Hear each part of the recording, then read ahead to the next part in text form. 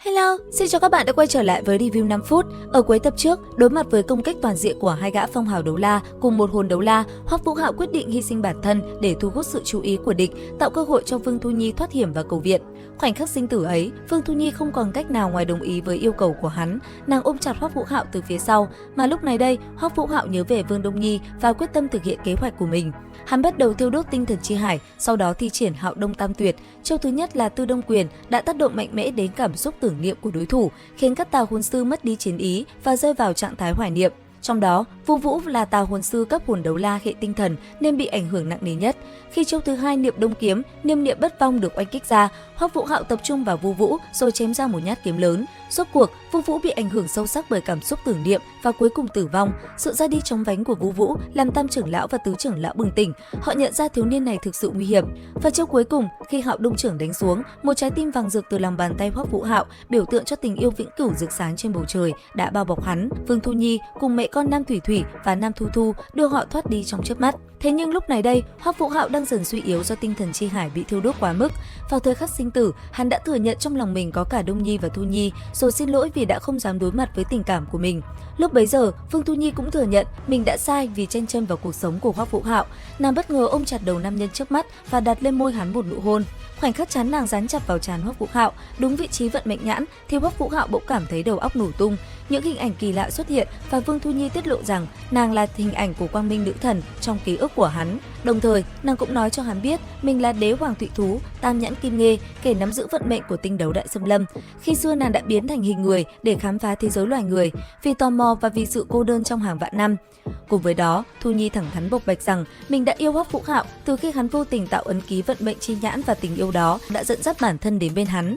Chính vì thế, giờ phút này đây, bản thân nàng không thể cam tâm nhìn sinh mạng của người mình yêu tiêu tán, cho nên đã lựa chọn hiến tế. Đây là một hành động tự nguyện hy sinh bản thân của hồn thú, hòa tan linh hồn và cơ thể vào hồn sư mà nó yêu thương, để trở thành hồn hoàn và hồn cốt, giúp hồn sư tăng cường sức mạnh và cứu sống họ. Vương Thu Nhi làm điều này không chỉ để cứu Hoắc Vũ Hạo mà còn để chứng minh tình yêu của mình, khẳng định sự kết nối vĩnh viễn với hắn và để hắn biết tình yêu của nàng không hề thua kém Đông Nhi.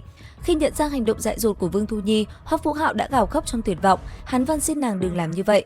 Nhưng lúc này đây, nghi thức hiến tế đã không thể dừng lại được nữa rồi, và rất nhanh, nhờ sự hiến tế của Vương Thu Nhi, tinh thần chi hải của Hoắc Vũ Hạo được hồi phục hoàn toàn và thậm chí thăng hoa, đạt đến cảnh giới hữu tình hữu chất. Hồn lực của hắn tăng liên tiếp 10 cấp, tất cả các năng lực đều được nâng cao một cách nhanh chóng.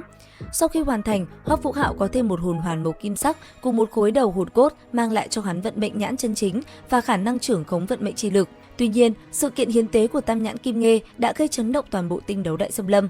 Lúc này đây, bầu trời chuyển sang màu huyết sắc, mưa lớn đổ xuống như chút nước, sấm sét cuồn cuộn và mặt đất rung chuyển dữ dội. Các thú vương mạnh nhất, bao gồm những tồn tại đỉnh cấp trong tinh đấu đại xâm lâm, đều xuất hiện và tập trung tại khu vực trung tâm. Kim Nhãn Hắc Long Vương Đế Thiên, được mệnh danh là hung thú đệ nhất thiên hạ và chúa tể tinh đấu đại xâm lâm, đã hiện ra với khí thế áp đảo. Nó đã lạnh lùng nhìn bầu trời huyết sắc và đánh một hư chảo lên không trung để can thiệp, nhưng đáng tiếc không thành công. Đế Thiên thông báo rằng Thụy thú xảy ra chuyện và sinh mệnh lực của nó đang trôi qua với tốc độ kinh người. Hắn nhận định rằng Thụy thú đang hiến tế, điều này khiến các thú vương khác kinh hãi vô cùng. Bọn chúng đều nhận thức rõ tầm quan trọng của Tam Nhãn Kim Nghê đối với tinh đấu đại xâm lâm, khả năng điều khiển vận mệnh của đế hoàng thụy thú giúp hồn thú tăng tốc trưởng thành, an toàn hơn khi đột phá bình cảnh 10 vạn năm và nâng cao tu vi tổng thể của khu vực. Nhưng giờ đây, sự ra đi của Tam Nhãn Kim Nghê đã khiến Đế Thiên vô cùng phẫn nộ. Hắn coi đây là mối đe dọa đến sự tồn vong của toàn bộ tộc hồn thú, nên đã ra lệnh cho Vạn Yêu Vương, Hùng Quân, Xích Vương chuẩn bị chiến tranh với nhân loại. Cũng trong lúc này, ở tại Nhật Thăng Thành, sau khi nghe tin Hoắc Vũ Hạo bị vây công, phải thiêu đốt tinh thần hải và biến mất, thì Mã Tiểu Đào đã vô cùng sốc.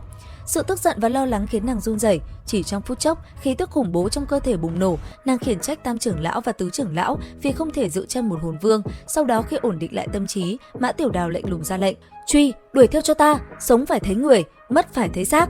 Dứt lời, nàng không chần chừ, lập tức hóa thành hỏa phượng hoàng khổng lồ và bay theo hướng Hoắc Vũ Hạo biến mất. Đến đây thì cũng hết tập 107 Đấu La Đại Lục 2. Liệu rằng tiếp theo đây diễn biến sẽ có gì hấp dẫn? Đăng ký kênh YouTube Review 5 phút để biết thêm chi tiết các bạn nhé. Còn bây giờ, xin chào và hẹn gặp lại các bạn.